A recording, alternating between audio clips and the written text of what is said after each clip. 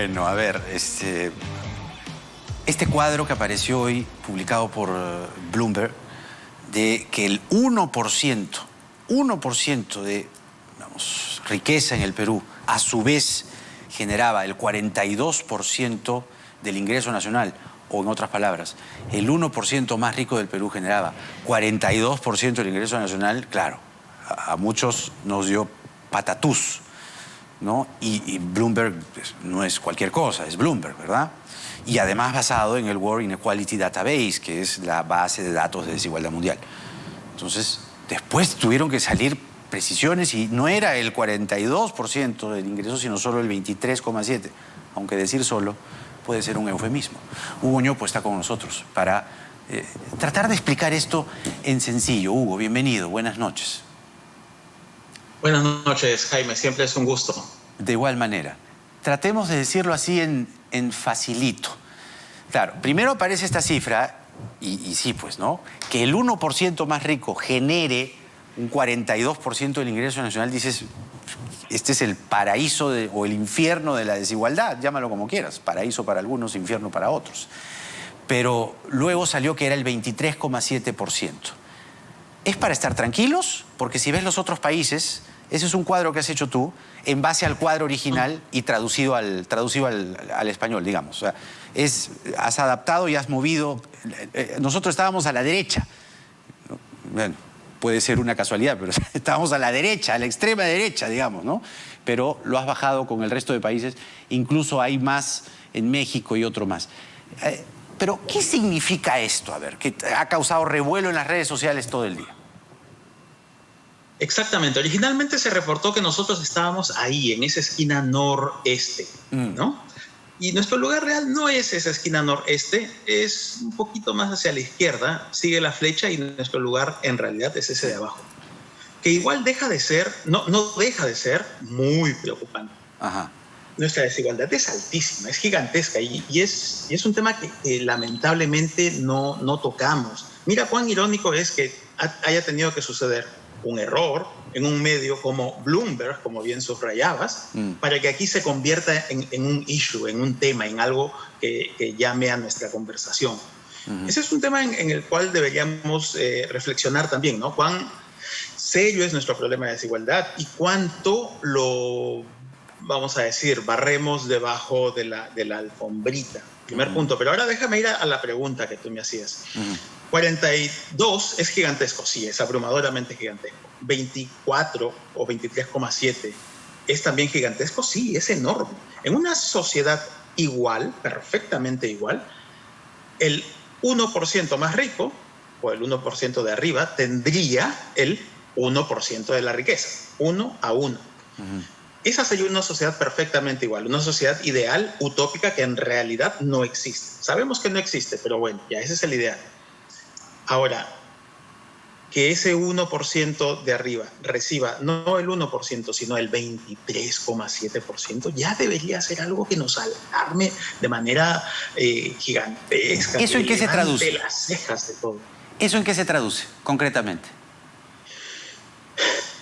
Si es que el 1% más rico tiene 23% del pastel, al 1% más pobre seguramente le está tocando una migaja, una cantidad impresionantemente milimétrica. Un pedazo de queque que ni siquiera tiene crema chantilly, digamos. Nada, una miga. Claro. ¿Y cómo se nivela la cancha? A ver. Esa es una pregunta muy, muy importante, pero antes déjame tocar una cosa, porque muchas de las reacciones en la red hoy han sido, oye, pero la desigualdad no debería preocuparnos, lo que importa es que no haya pobreza. Si es que combatimos la pobreza y eliminamos la pobreza, ya la desigualdad no importa. Y eso es mitad verdad y mitad mentira, porque como te estoy diciendo en este ejemplo de la desigualdad, si a alguien le toca 24% del pastel y a otro le toca una cantidad milimétrica, ese otro seguramente es pobre, seguramente es muy pobre. Entonces la desigualdad y la pobreza tienen vasos comunicantes y hay que enfrentar ambas en un diseño de política bien amplio, ¿no? Pero ahora vamos a tu pregunta, ¿cómo se combate la desigualdad? En la comparación internacional siempre nos fijamos en dos tipos de desigualdades, la desigualdad antes de los ingresos y la desigualdad después de los ingresos. Cuando nos comparamos con países de la OECD, ya nuestra desigualdad es superior a la de los países de la OECD antes de los ingresos, antes de los impuestos, discúlpame, antes de los impuestos. Resulta que los países de la OECD cobran una cantidad importantísima de impuestos que equilibran la cancha. Nosotros cobramos poquísimos impuestos, que además tienen un impacto casi nulo en el equilibrar la cancha. Entonces, si antes de impuestos estamos así, después de impuestos estamos así. Así, ya, para que mi mano no salga de la pantalla. Y entonces nuestra desigualdad sigue siendo grande. Con eso te estoy diciendo dos cosas. Uno, hay un rol importantísimo para los impuestos, pero además hay que igualar las oportunidades antes de la aplicación de los impuestos. ¿Y cuáles son las herramientas para igualar las oportunidades? Salud y educación. Salud y educación pública para todos. Debería ser inverosímil, debería ser un elemento que nos llame mucho la atención que esta herramienta de igualación de oportunidades por excelencia, que es la educación, sea una a la que uno llegue o la que pueda acceder según el tamaño de la billetera de los hogares. O sea, mis hijas pueden ir a un colegio maravilloso porque afortunadamente la billetera en este hogar es amplia. Pero ¿qué pasa con los demás chicos? Entonces ya hay unas desigualdades que se están generando desde las oportunidades y hay que trabajar en ello también. Claro, es que lo que estás hablando es que el 10% de peruanos está concentrando el 53% de los ingresos a nivel nacional, que es la otra lectura. Entonces, allí es un tema solo de sueldos, un tema de oportunidades, un tema de plazas laborales, sectores que están... y lo que hay que decir para que no se nos pase, estas cifras son pre-COVID. ¿Cómo estarán ahora? ¿No? Ese es el otro gran tema.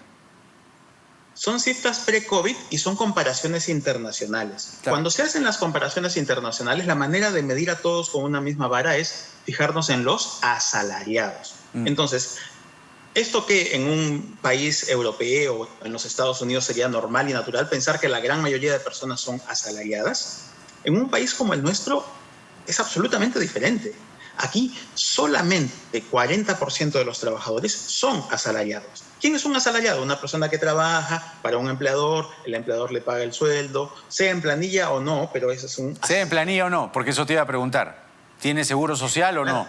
¿O contrata su seguro privado? Entonces, ahí podríamos hablar de la formalidad, que es el otro punto. Ya sabemos que la informalidad es 70%.